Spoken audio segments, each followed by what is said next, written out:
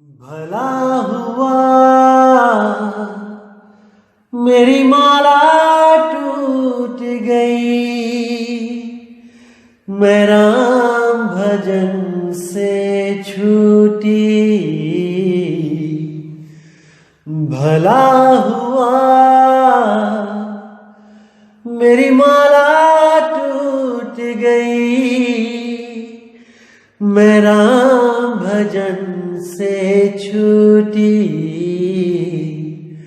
मेरे सिर से टली बला, भला हुआ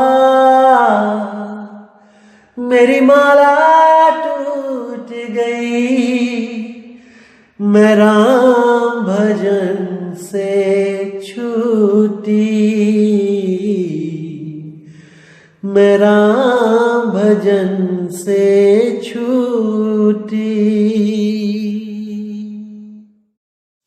नमस्कार दोस्तों, परमात्मा से मैं हमेशा यही दुआ करूंगा कि आप सब हमेशा हमेशा विवेक की सीढ़ियां चढ़ते जाएं, हमेशा इतने विवेकी होते जाएं कि आपको जो मैं बता रहा हूं वो बिल्कुल सटीक समझ में भी आए और आपका पूर्ण विश्वास भी बने। तो दोस्तों, आज जिस टॉपिक पे सत्संग करेंगे, जिस वाणी पे सत्संग करेंगे, वो वाणी है बीजक की। सतगुरु कबीर साहब का जो मूल ग्रंथ है बीजक, उसमें से आज ये वाणी हम पढ़ेंगे भी और इसको समझने की कोशिश भी करेंगे कि आखिर कबीर साहब क्या समझाना चाहते थे दुनिया को और लोग गलती से क्या समझ के चले गए। तो शब्द है 112वां, और क्या कहते हैं शब्द में? झगड़ा एक बड़ो राजा राम, जो निर्वारे सो निर्वाण।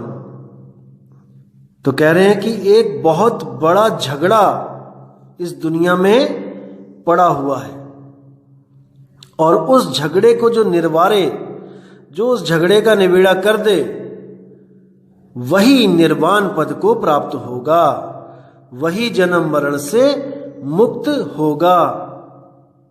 तो क्या झगड़ा है?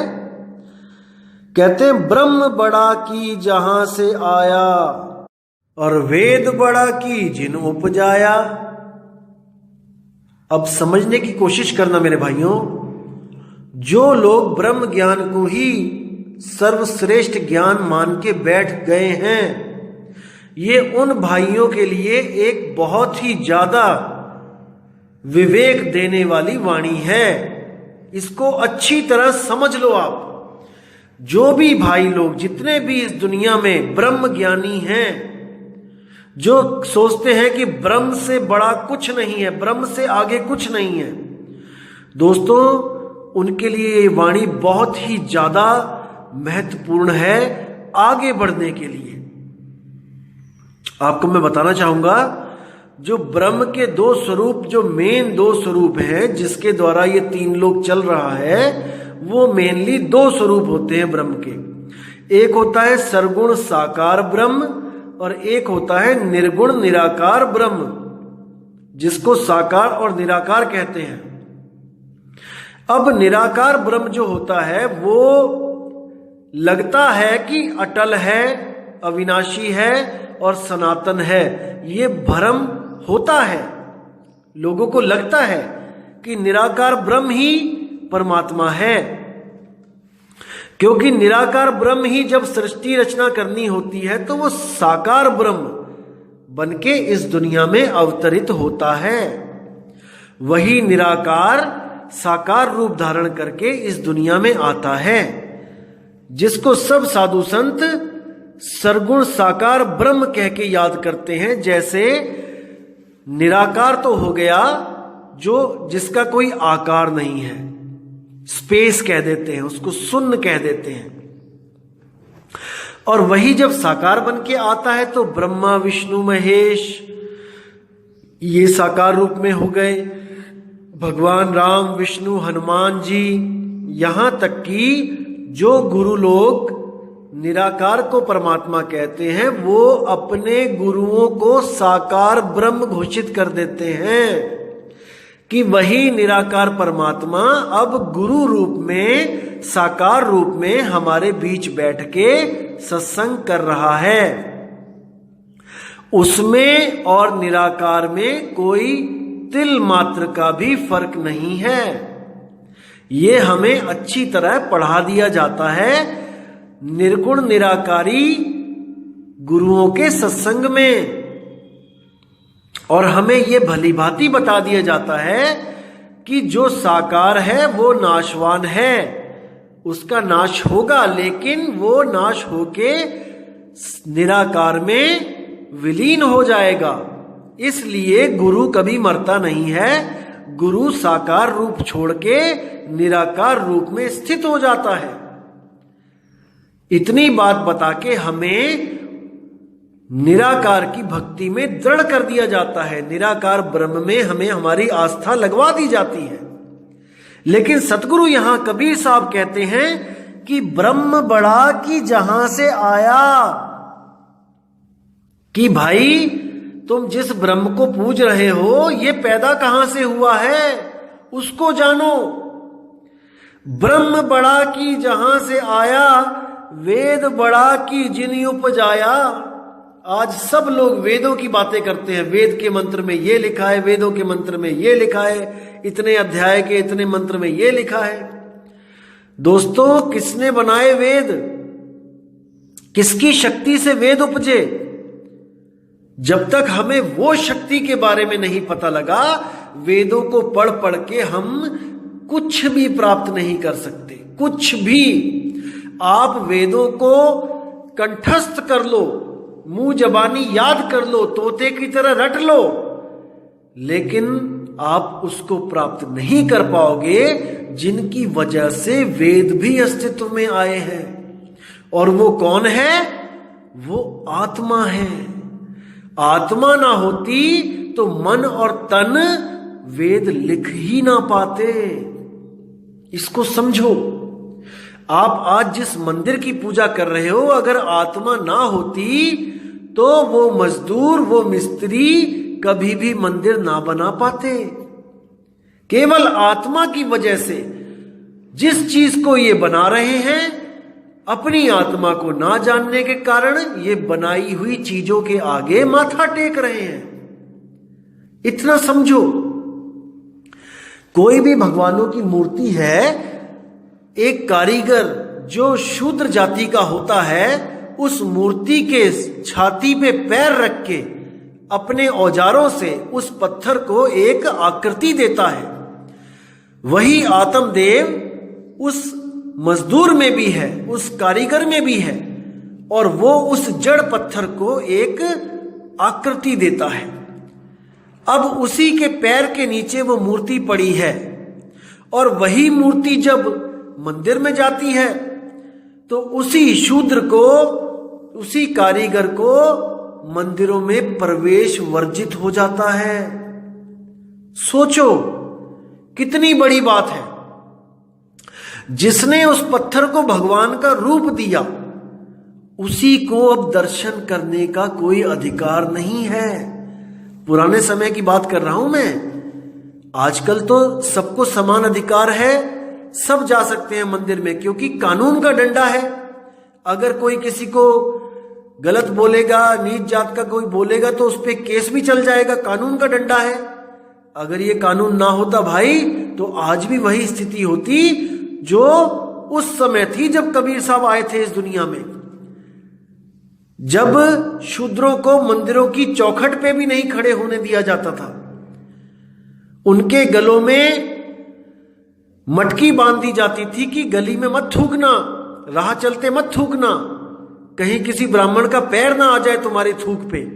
तो उनके गले में वही मटकी बांध के उसी मटकी में थूकने को कहा जाता था। तो इतना अत्याचार उन शूद्रों के साथ हुआ, और वही शूद्र भगवानों को आकार में लेके आ रहा था, वो भी अपने पैर के नीचे रख के। तो समझो मेरे दोस्तों, मेरे भाइयों, इस मूल ज्ञान को समझो ये मूल ज्ञान सब भ्रमों से बाहर निकालने के लिए बनाया जा रहा है, बताया जा रहा है। जो गुप्त ज्ञान है उसको प्रकट किया जा रहा है।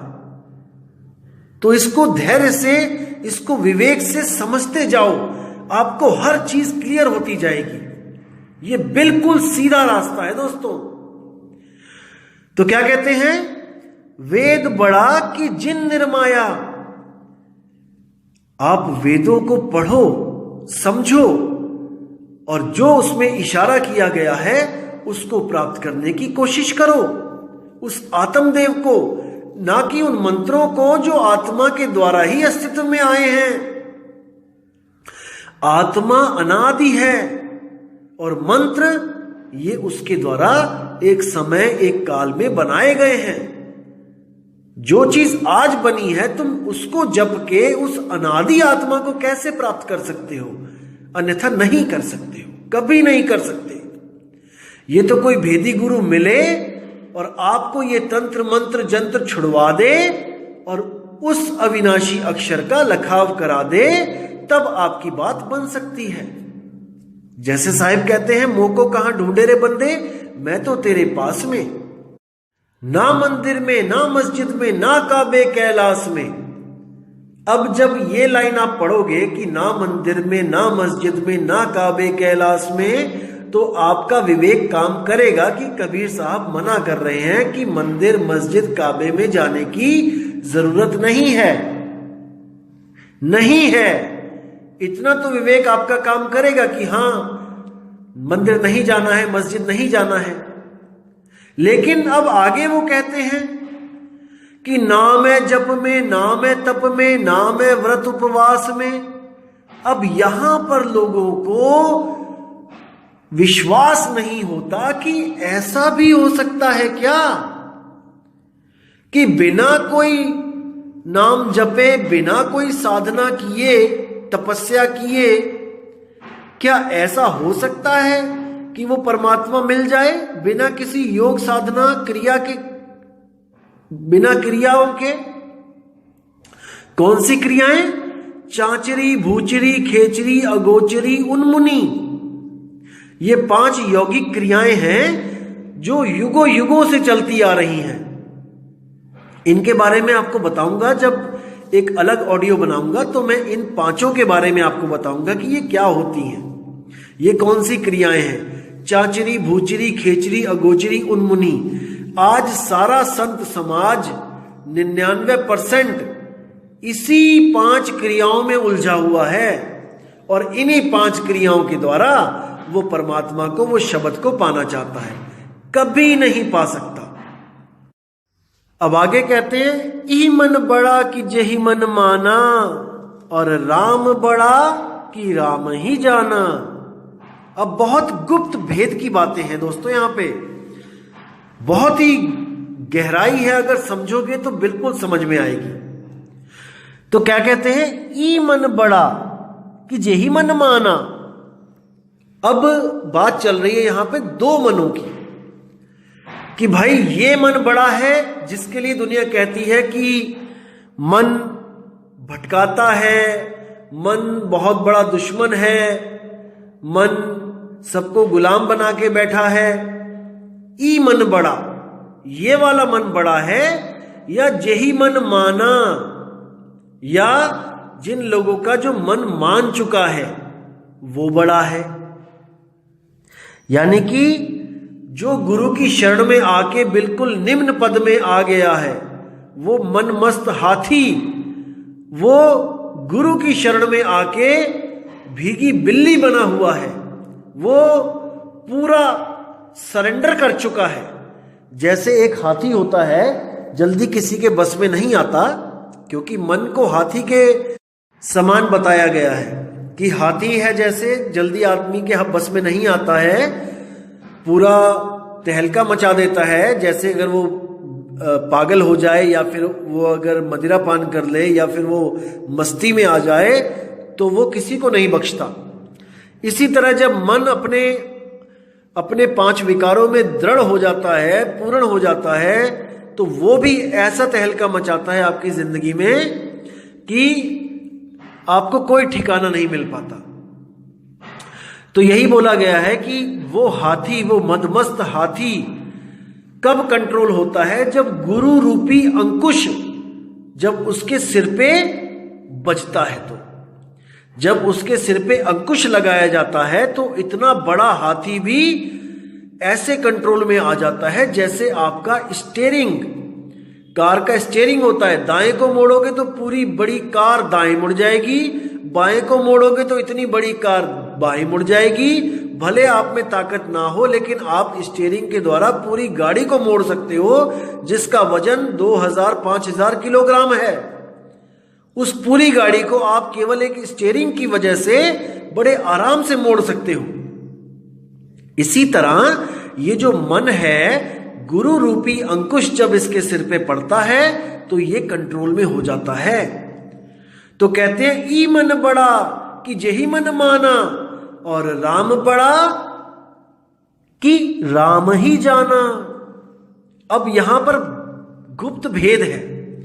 राम बड़ा कि राम ही जाना, मतलब राम मंत्र बड़ा है या जो उस मंत्र को जानता है, आत्मदेव, इन दोनों में से बड़ा कौन है?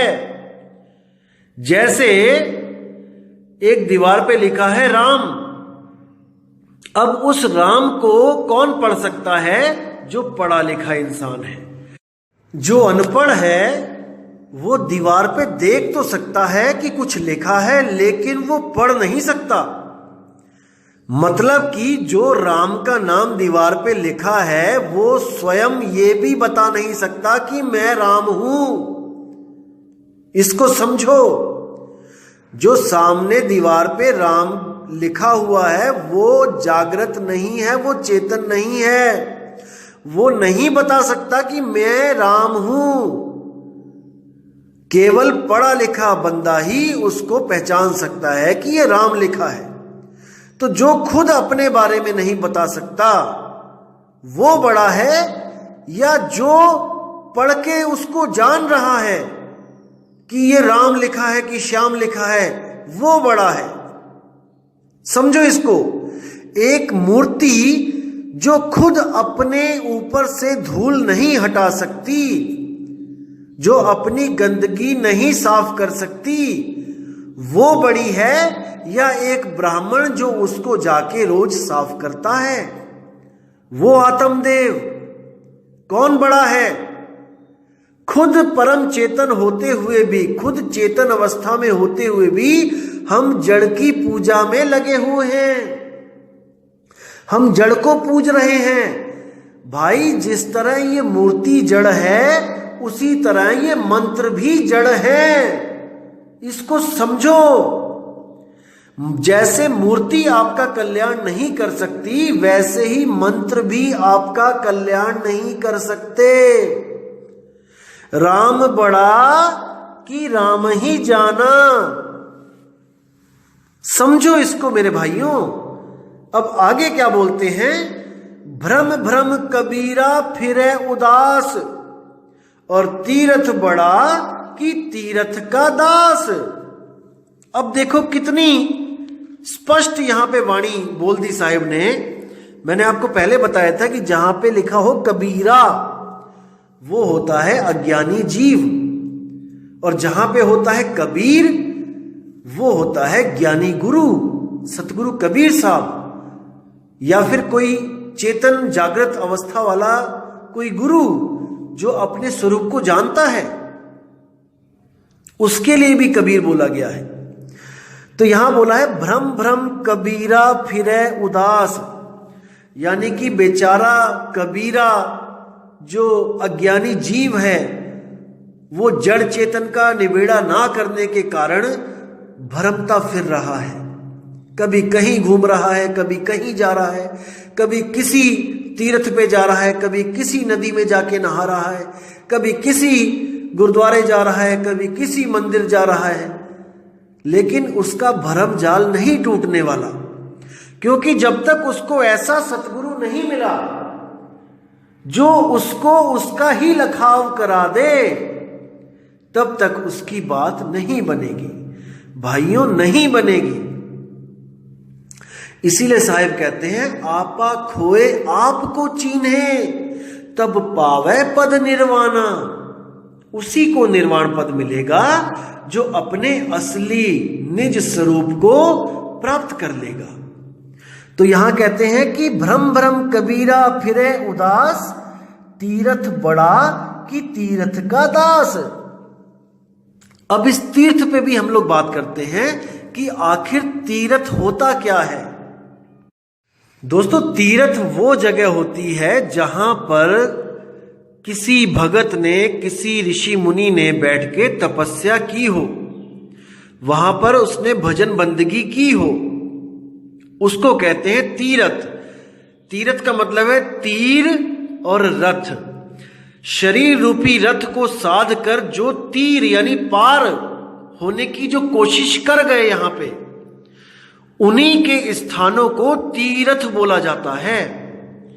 अब हम अगर तीर्थ पे जाके हम वहां माथे टेकते हैं, हम वहां पे उनको माथा टेक के घर वापस आ जाते हैं प्रसाद लेके, तो ये बिल्कुल उस तरह होगा दोस्तों जैसे आपने अपने बच्चे को स्कूल में एडमिशन करा दिया और पिछले साल जो बच्चा फर्स्ट आया था, जिस बेंच पे वो बैठता था, जिस कुर्सी पे वो बैठता था, हमने अपने बच्चों को बोला कि बेटा स्कूल जाओ और उस कुर्सी को माथा टेक के आओ जिस कुर्सी पे बैठ के वो बच्चा फर्स्ट आया था। तो हमारे बच्चे अगर जाकर उस कुर्सी को माथा टेक के आएंगे, घर आएंगे और वो पढ़ाई नहीं करेंगे जो वो बच्चा करके फर्स्ट आया था, तो दोस्तों कभी भी हमारे बच्चे पास नहीं हो सकते, फर्स्ट नहीं आ सकते। आज वही होता जा रहा है जहां जहां पर कोई भी साधु सिद्ध, देखो पहाड़ों की चोटियों पर गए वो कि उन्हें कोई डिस्टर्ब ना करे। भक्ति वो नीचे भी कर सकते थे, लेकिन फिर भी वो पहाड़ों की चोटियों पे जाके बैठे कि कोई आदमी वहां तक जल्दी ना पहुंचे और हमें डिस्टरबेंस ना करे, हमें मुक्ति चाहिए। चाहे कुछ भी उन्होंने किया हो, क्योंकि पूर्ण गुरु ना मिलने के कारण भले उन्होंने कोई अधूरी साधना की हो, कोई ब्रह्म की साधना की हो, लेकिन कुछ तो किया ना भाई, कुछ तो उन्होंने किया। अपने इस रथ को साधा तीर होने के लिए, पार होने के लिए, लेकिन हमने वो नहीं किया जो उन्होंने किया। हमने उनके जगह पर जहां वो बैठे थे वहां पर बड़े बड़े तीर्थ बनाकर उनको माथा टेक कर प्रसाद खाकर घर वापस आ गए और सोच रहे हैं कि हमें बहुत बड़ा पुण्य मिल गया। दोस्तों, उस कुर्सी को माथा टेकने से ज्ञान नहीं आएगा, उस कुर्सी को माथे टेकने से आपके बच्चे पास नहीं होंगे। अपने बच्चों को कहो कि वो पढ़ाई करें जो उन ऋषि मुनियों ने करी, जो उन साधु संतों महात्माओं ने करी, तब आपका तीर्थ पे जाना सफल होगा। अन्यथा आप केवल वहां पर भीड़ बढ़ा के मनोरंजन करने जा रहे हो, इससे ज्यादा आपको कोई लाभ नहीं होने वाला। तो दोस्तों, असली तीर्थ हमारे पास ही है। घट को ही तीर्थ बनाओ, इसी घट से आपको परमात्मा मिलेगा। कहीं आने जाने की जरूरत नहीं है, किसी तीर्थ पे जाके माथा रगड़ने की जरूरत नहीं है। यही देह, इसी में सब कुछ मिलेगा। बस एक भेदी गुरु मिल जाए जो आपके सारे भ्रमों को दूर करके आपको आपके ही स्वरूप का लखाव करा दे। केवल वही गुरु आपको पार कर सकता है, और वो गुरु केवल और केवल सतगुरु कबीर साहब हैं, जो आके हंसों को अपना भेद बताते हैं कि असल में मैं कौन हूं, मैं कहां पे रहता हूं, मेरा निज स्वरूप क्या है, मेरा निज स्थान क्या है, और तुझ में और मुझ में कोई फर्क नहीं है, कोई फर्क नहीं है। बस तू बंधन में है और मैं निर्बंध हूं। इसीलिए मैं सत्सुकृत हूं और तू सोहम है। जो हम हैं सो तुम हो। बस इस भेद को जानना है और अपने बंधनों को काट के आपने भी सत हो जाना है। आप भी सत स्वरूप हो जाओगे। कोई फर्क नहीं रहेगा। जैसे ज्योति ज्योत में समाए वो एक ही ज्योत हो जाती है, इसी प्रकार आपका सत्स्वरूप और उसका सत्स्वरूप एक ही रूप हो जाते हैं। वो अलग अलग नहीं रहते, फिर दोनों समान हो जाते हैं और उस अवस्था को प्राप्त कर जाते हैं जिसके लिए साहिब ने बीजक में बोला है पहली साखी, जैया जन्म मुक्ता हता तैया हथा न कोए, और छठी तुम्हारी है जगह तू कहां चला भिगोए। उस अवस्था को सतगुरु कबीर साहब याद करवाते हैं और हंस बड़ी ही सहजता से सहज साधन के द्वारा अपने उस निज स्वरूप को प्राप्त कर लेता है और इस ब्रह्म के जाल से हमेशा के लिए आजाद हो जाता है। दोबारा ब्रह्म पैदा नहीं होता। तो दोस्तों, उम्मीद करता हूं कि आज की इस ऑडियो से आपके काफी भ्रम दूर हुए होंगे और आप में सत्य और असत्य का निर्णय करने की शक्ति बढ़ी होगी। और मैं फिर कहता हूं दोस्तों कि आप अभी ज्ञान को अच्छी तरह समझो। कुछ लोग इंतजार कर रहे हैं कि मेरी 50 ऑडियोज कब पूरी होंगी और मैं कब उनको अपना फोन नंबर दूंगा, एड्रेस दूंगा आश्रम का। दोस्तों, इसको मैं और आगे बढ़ा रहा हूं। मैं 100 बोलता हूं कि 100 ऑडियो सुनो, क्योंकि मुझे लग रहा है कि अभी भी मैं 50 में वो कवर नहीं कर पाऊंगा जो मैं आपको मूल ज्ञान देना चाहता हूं, क्योंकि शायद ये 40वीं 41वीं ऑडियो होगी मेरी। लेकिन मैं चाहता हूं कि आप इतना ज्ञान समझ जाओ, कि इतना विवेक लगाओ कि कोई सवाल दिमाग में रहे ही ना। उसके लिए मुझे लगता है कि 100 तो कम से कम करनी ही पड़ेंगी। तो आप दोस्तों धीरज धरिए, आप थोड़ा सहजता के साथ समझिए। आपको हर चीज समझ में आनी चाहिए। नाम लेने का तभी फायदा होगा। अगर आपके दिमाग में 1 भी % भ्रम होगा तो आप उस अवस्था को प्राप्त नहीं कर सकते मेरे भाई। मान के चलो आपके पास 100 दिन है जिंदगी के, आपने जल्दबाजी में पहले ही दिन में नाम ले लिया और जल्दबाजी में गलत नाम ले लिया किसी से और 99 दिन आपने भक्ति कर भी ली, तो दोस्तों उसका कोई लाभ नहीं। 99 दिन की भक्ति आपकी वो गलत भक्ति है, वो अधूरी साधना है। और दूसरी तरफ आपने 99 दिन केवल ये खोजा कि कौन सही है कौन गलत है, कौन से नाम से मेरी मुक्ति होगी, कौन सा नाम मेरा बंधन का कारण है। 99 दिन खोज के अगर आपने 100वें दिन सुबह सुबह नाम ले भी लिया और 1 दिन भक्ति कर ली, तो दोस्तों उन 99 दिनों की गलत भक्ति से बहुत ज्यादा अच्छी बात होगी कि आपने 1 दिन भी सत भक्ति करी है। इसलिए आप बिल्कुल जल्दबाजी मत करें, क्योंकि मैंने आपको बोला है कि हमने भीड़ नहीं बढ़ानी है।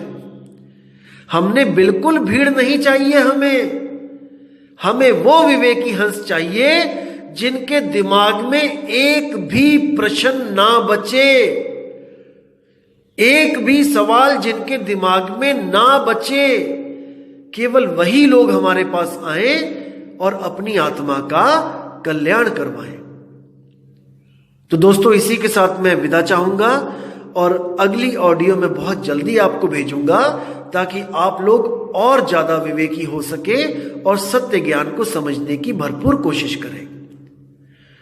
तो मैं अब आज्ञा चाहूंगा दोस्तों।